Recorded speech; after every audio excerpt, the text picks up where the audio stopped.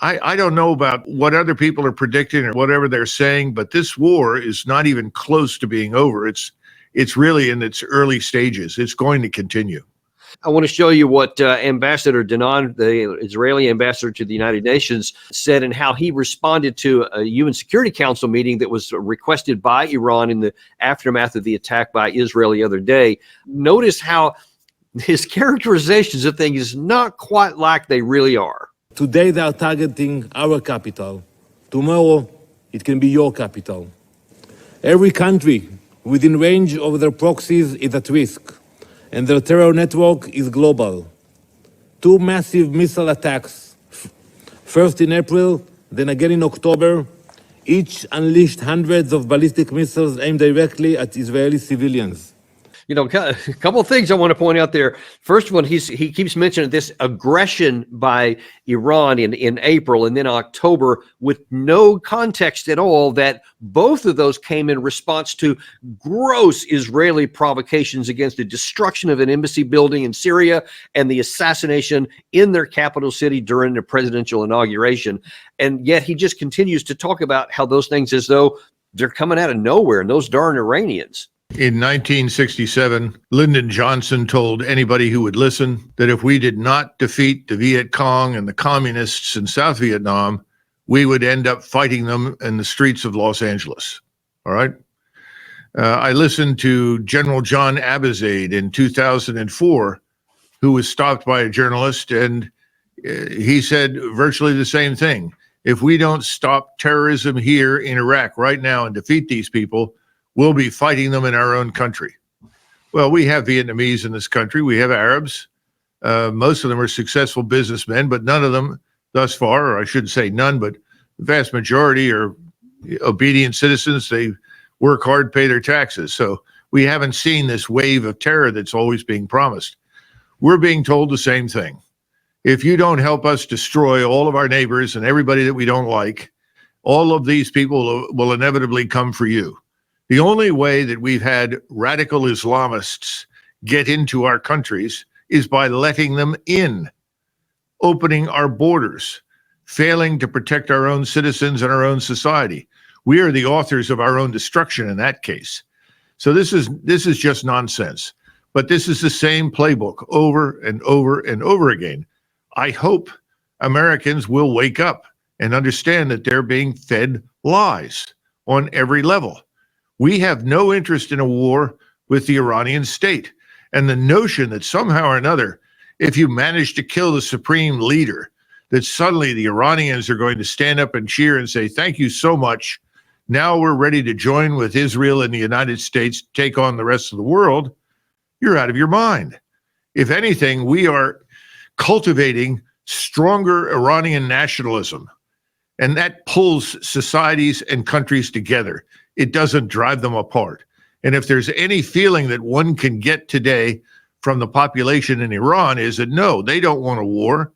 Nobody in their right mind wants a war. But on the other hand, they feel they should go after Israel now and be done with it. They're very unhappy with this moderate president who continues to exercise so much restraint.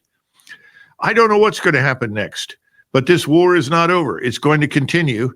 And at some point, the United States is going to have to make a decision. How much longer do we foot the bill? We're paying for the Israeli economy, which is being destroyed. We're supplying all the weapons and capabilities that they want.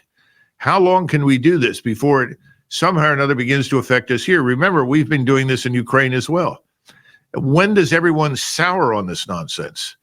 Well, apparently that slumber is undisturbed so far, because in that same Security Council meeting, the U.S. Ambassador Greenfield seemed to be reading from the Israeli playbook. Colleagues, not even 4 weeks ago, on October 1st, Iran launched nearly 200 ballistic missiles at Israel, with many targeting the country's most populous city, Tel Aviv. This brazen attack had the potential to kill hundreds of civilians, and it very well could have, were it not for the United States military assistance defending Israel at President Biden's direction. In the hours following the barrage, The United States convened G7 leaders, including the leaders of several countries represented here on the Security Council. They agreed there must be serious consequences for Iran. Why are we talking about there must be serious consequences for Iran when Israel is the one who has initiated every single one of these engagements? Well, that's what the donors want. And the people in Washington are hostage to the donors with the big money. We got to come to terms with this particular reality. First of all, in defense of this ambassador, and I don't know her personally, I do know from sources close to her that she's very uncomfortable saying these things, that she does not personally believe that. She's doing exactly what you described. She's supporting the narrative. The narrative happens to be concocted in Israel and the CIA and then spread across to the country. That's where it comes from. That's where it is developed. That's what the leadership wants to hear. And remember, we're in an election. So naturally, we have to thank Joe Biden for his foresightedness that brought us into this war with Ukraine and brought us into the war now with Israel against Iran or anybody else that the Israelis don't like. That's all part and parcel of this whole thing. She's not comfortable saying that, though. And I don't see how anybody could be, because we all know it's not true. The assertion that somehow or another the last 180 missiles that were fired at Israel targeted population areas is flat wrong. Yeah. On the contrary, they avoided it. They avoided it from the very beginning. They tried not to kill any quote unquote civilians. Now, I don't know what happens in the future, but that's not true. To what extent do you think it's the election being now less than a week away that's responsible for us saying all these things that we've seen so far? And will the administration finally find the backbone to say, oh, by the way, here's America's vital national interest, and we're not going to go that direction? Is that possible? I suppose it's possible. It's possible that Michael Rennie will show up in Washington, D.C. as a representative alien from an alien confederation and tell us we're not alone in the universe, as he did in The Day the Earth Stood Still. Look, no one can predict this, but I see Israel on its way to becoming Ukraine. And that's the last thing we should want. That's the last thing that we should do. The problem is that we are hostage to the donors. The donors think that we and the Israelis can reorganize, reorder, and change the Middle East to suit Israel's preferences, that we can implement a quote unquote new order. Remember, that's what this is about. The new order is greater Israel, and that gets bigger with each passing week.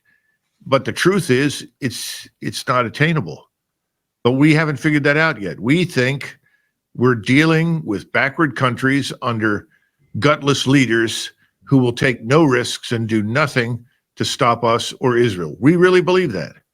And that's let me not ask true. you, if you take the morality out of it for a second, if we just said, okay, Israel, whatever you ask militarily, we're going to give it to you. And Israel goes on and says, all right, we're going to get rid of all of the Palestinians out of the Gaza Strip, possibly all of them out of the West Bank as well. And we're going to take a large portion of southern Lebanon to clear that out as well. Do they have the capacity to do that?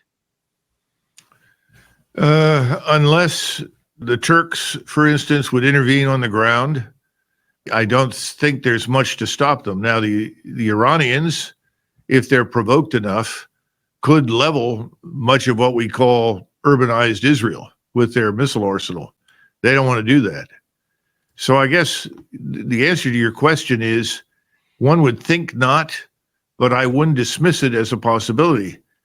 You're talking about a regime with a weapons arsenal that includes our own. That's very powerful when you're dealing with countries that, frankly, surrounding Israel, that don't expend very much on military manpower or capability. These are investments that are made on the fly almost. Now, Hezbollah has grown dramatically in response to all of this. And that's why I say Hezbollah is far from finished, not even close. So the answer to your question is, I don't know. It's not impossible, but it seems very unlikely. But we know what we're doing. We know what we're bankrolling. We know what we're supporting. And apparently we think that this new order is going to benefit us. I don't think we're going to get the new order. And then of course you can't take the detach the morality out of it. And our morality is already in tatters because of what we've supported so far in both the Russia-Ukraine war and in this one here. And I just can't think that at some point that doesn't come to really bite us in the butt pretty hard. And there's some trouble on the horizon for the United States if we keep going down this path. Well, a realist always asks the key question. How do we need to measure what we might gain by our actions by what we might also lose? And that's the problem in Israel right now. They think they're gaining ground and gaining strategic power, but are they? What have they lost in the meantime? And what is actually happening behind the scenes in the rest of the region and around the world? That question is not being seriously examined and answered. We don't care. Washington thinks that, we're on our own planet, frankly, and we don't give a damn what anybody anywhere thinks, and we're very proud of it, sadly. So the Israelis are not on their own planet. They're in a very dangerous part of the world. Have they sorted through this carefully? You tell me. I don't think so.